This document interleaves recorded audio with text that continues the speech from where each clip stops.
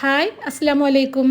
അപ്പോൾ ഇന്നത്തെ വീഡിയോ രാവിലെ 9 മണി മുതൽ ഉച്ച വരെയുള്ള കുറച്ച് വിശേഷങ്ങളാണ് കേട്ടോ. ഇതിൽ റെസിപ്പിയും കാര്യങ്ങളൊക്കെ ഇൻക്ലൂഡ് ആക്കിയിരിക്കണേ.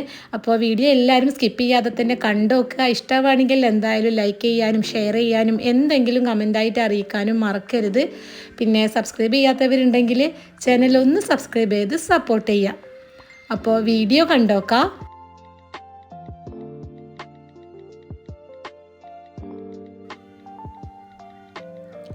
അങ്ങനെ ബ്രേക്ക്ഫാസ്റ്റ് ഉണ്ടാക്കലും സ്കൂൾ പോക്കും കാര്യങ്ങളും ഒക്കെ കഴിഞ്ഞിട്ട് പിന്നെ വീട് ക്ലീൻ ആക്കാൻ വേണ്ടിയിട്ട് അങ്ങനെ നിന്നതാണ്.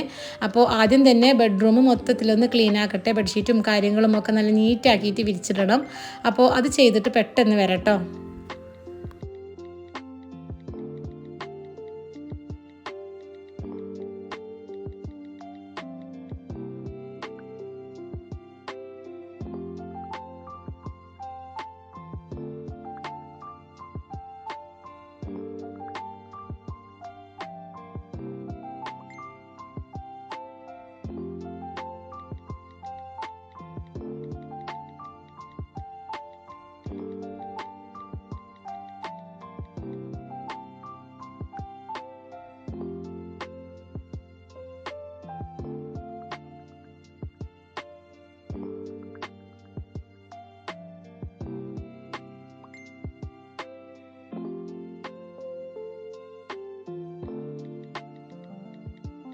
ഇനിയിപ്പോൾ കുറച്ച് ചെടികളും കാര്യങ്ങളും ഒക്കെ ഒന്ന് മാറ്റി കൊടുക്കാനുണ്ടായിരുന്നു.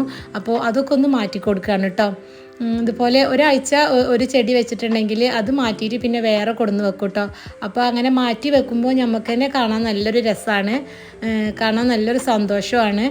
അപ്പോൾ ഇതുപോലെ ഇടയ്ക്കിടയ്ക്ക് മാറ്റിയിട്ട് അങ്ങനെ വെച്ച് കൊടുക്കും കേട്ടോ.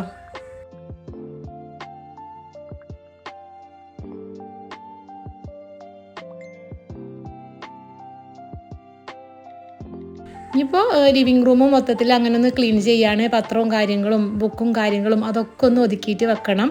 അപ്പോൾ ഇനിയിപ്പോൾ അതും കൂടി ഒന്ന് പെട്ടെന്ന് തന്നെ ചെയ്യട്ടെ കേട്ടോ.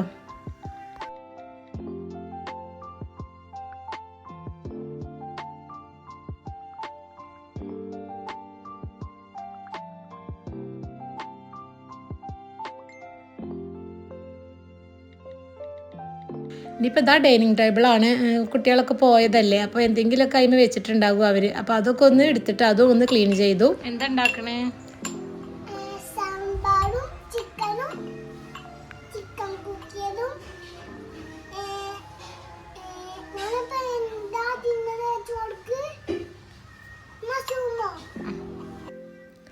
അങ്ങനെ മോള് അവിടെ ഇരുന്നിട്ട് നല്ല കളിയാണ് കേട്ടോ. അപ്പോൾ ഇനിയിപ്പോൾ ലഞ്ച് ഉണ്ടാക്കാൻ വേണ്ടിയിട്ട് അങ്ങനെ ഞാൻ കിച്ചണിൽ വന്നതാണ്. അപ്പോൾ ഇന്ന് വെണ്ടക്കക്കറിയാണ് വെക്കുന്നത്. അപ്പോൾ അതിനും വേണ്ടിയിട്ട് ഞാൻ പുളിവെള്ളത്തിൽ തക്കാളിയും പച്ചമുളകും ഒന്ന് വേവിക്കാൻ വേണ്ടിയിട്ട് വെച്ച് കൊടുക്കുന്നുണ്ട്. ഇനിയിപ്പോൾ നമുക്കിന്ന് നല്ല അടിപൊളി ഒരു ചിക്കൻ റോസ്റ്റ് ഉണ്ടാക്കാം. അപ്പോൾ അതിനും വേണ്ടിയിട്ട് ഒരു മിക്സിൻ്റെ ജാർക്ക് 2 ടേബിൾ സ്പൂൺ മുളക് പൊടി, 1.5 ടേബിൾ സ്പൂൺ മല്ലിപ്പൊടി, അതുപോലെ ഇഞ്ചി ഒരു മീഡിയം സൈസുള്ള കഷ്ണം ഇതുപോലെ ചെറുതാക്കിയിട്ട് കട്ട് ചെയ്തതും കൂടി എടുക്കാം കേട്ടോ. ഇതുപോലെ ചെറുതാക്കിയിട്ട് തന്നെ കട്ട് ചെയ്യണം. ഇനിയിപ്പോൾ അതൊന്ന് പൊടിച്ചുകൊണ്ടുവരിക. അപ്പോൾ കണ്ടില്ലേ, ഇതൊന്ന് പൊടിച്ചുകൊടുനിങ്ങൾ. നമ്മൾ ഇഞ്ചി അതുപോലെ ചെറുതായിട്ട് കട്ട് ചെയ്താലാണ് കേട്ടോ ഇതുപോലെ പൊടിഞ്ഞ് കിട്ടുക. ഒന്ന് പൾസ് ചെയ്തിട്ട് പൊടിച്ചെടുത്താൽ മതി. ഇനിയിപ്പോൾ അതിലേക്ക് ഒരു 10 അല്ലി വെളുത്തുള്ളിയും കുറച്ച് കരിവേപ്പിൻ്റെ അലിയും കൂടി ചേർത്ത് കൊടുത്തുക്കണേ. ഇനിയിപ്പോൾ അതൊന്ന് ജസ്റ്റ് ഒന്ന് ക്രഷ് ചെയ്ത് കൊണ്ടുവരാം. ഇതുപോലെ ഒന്ന് ക്രഷ് ചെയ്തെടുത്തുക്കണേ. ഇപ്പോൾ ഞാൻ ഒരു പാൻ അടുപ്പത്ത് വെച്ചിട്ട് അതിലേക്ക് 2 ടേബിൾ സ്പൂൺ നെയ്യും അതുപോലെ 1 ടേബിൾ സ്പൂൺ വെളിച്ചെണ്ണയും ഒഴിച്ചു കൊടുത്തുക്കണേ. ഇനിയിപ്പോൾ അതൊന്ന് ചൂടായിട്ട് വരട്ടെ. അത് ചൂടാകാൻ വേണ്ടിയിട്ട് അവിടെ വെച്ചിക്കണേ. ആ സമയത്ത് തക്കാളിയൊക്കെ വെന്ത് വന്നപ്പോൾ അതിലേക്ക് ഞാൻ തേങ്ങ ഒഴിച്ചിക്കണേ. തേങ്ങയിലൊന്നുമില്ല, മല്ലിയും മുളകും മഞ്ഞളും അതുപോലെ ചെറിയുള്ളിയും വലിയ ജീരകവും വെളുത്തുള്ളിയും കൂടിയും കൂട്ടിയിട്ട് നല്ല പേസ്റ്റ് ആക്കിയിട്ട് അരച്ചതാണ് കേട്ടോ. നമ്മൾ സാധാരണ മീൻ കറിയൊക്കെ വെക്കണ പോലെ തന്നെ ആവശ്യത്തിന് ഉപ്പും കൂടി ചേർത്തിട്ട് നല്ലോണം ഒന്ന് മിക്സ് ചെയ്തിട്ട് അതൊന്ന് തിളച്ച് വരാൻ വേണ്ടിയിട്ട് മൂടി വെച്ച് കൊടുക്കുന്നുണ്ട്.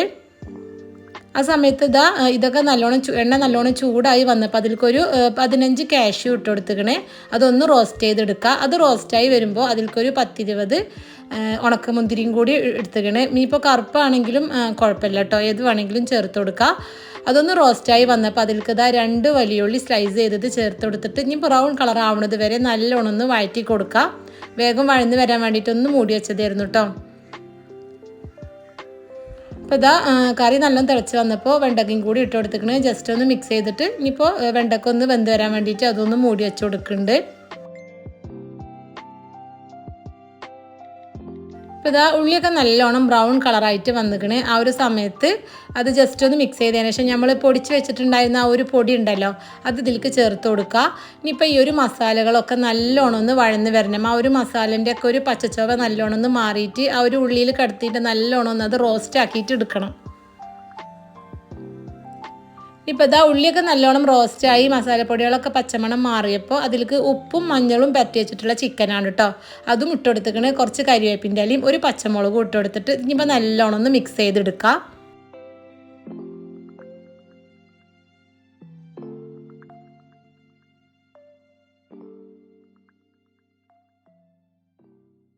ഇനിയിപ്പോൾ അതൊന്ന് മൂടി വെച്ചെടുക്കും കൂടി ചെയ്യാം.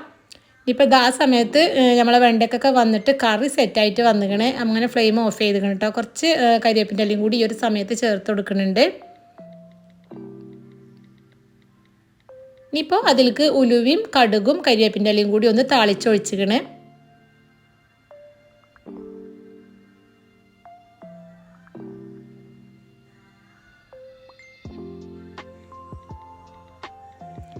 അങ്ങനെ കറി റെഡിയായി. ഇനിയിപ്പോൾ ഇതാ ഞാൻ ആ ചിക്കന് തുറന്നിട്ട് ഇടയ്ക്കൊന്ന് ഇളക്കി കൊടുക്കാൻ വേണ്ടിയിട്ടൊന്ന് തുറന്നതാണ് കേട്ടോ.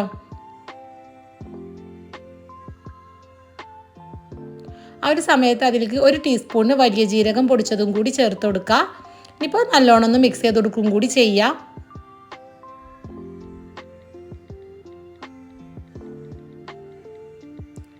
ഇനിയിപ്പോൾ മൂടി വെച്ചിട്ട് ചിക്കൻ വെന്ത് വരെ ഒന്ന് വേവിച്ചെടുക്കാം.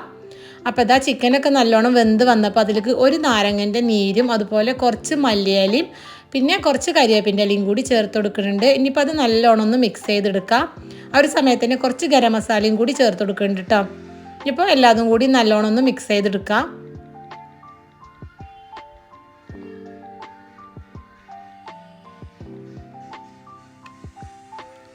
അങ്ങനെ ഇതാ അടിപൊളി ചിക്കൻ റോസ്റ്റ് റെഡി ആയിക്കണം. ഇനിയിപ്പോൾ ഞാനതൊരു പാത്രത്തേക്ക് സെർവ് ചെയ്യാണ് കേട്ടോ.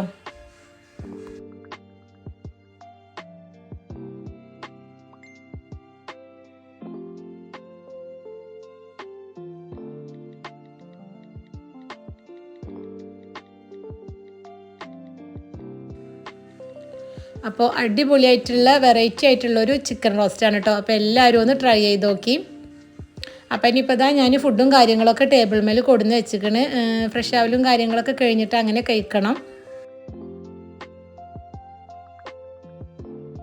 അങ്ങനെ ഇതാ അതൊക്കെ കഴിഞ്ഞിട്ട് പിന്നെ കിച്ചണും മൊത്തത്തിൽ അങ്ങനെ ക്ലീൻ ആക്കിയിട്ടുണ്ടായിരുന്നു. അപ്പോൾ ഇന്നത്തെ ഈ ഒരു വീഡിയോ ഇത്രേ ഉള്ളൂ. എല്ലാവർക്കും ഇഷ്ടമായി എന്ന് വിചാരിക്കണം. ഇഷ്ടമായിട്ടുണ്ടെങ്കിൽ എന്തായാലും ലൈക്ക് ചെയ്യാനും ഷെയർ ചെയ്യാനും എന്തെങ്കിലും കമൻറ്റായിട്ട് അറിയിക്കാനും മറക്കരുത്. പിന്നെ സബ്സ്ക്രൈബ് ചെയ്യാത്തവരുണ്ടെങ്കിൽ ചാനലൊന്ന് സബ്സ്ക്രൈബ് ചെയ്ത് സപ്പോർട്ട് ചെയ്യുക. അപ്പോൾ എല്ലാവർക്കും അസ്സലാമു അലൈക്കും.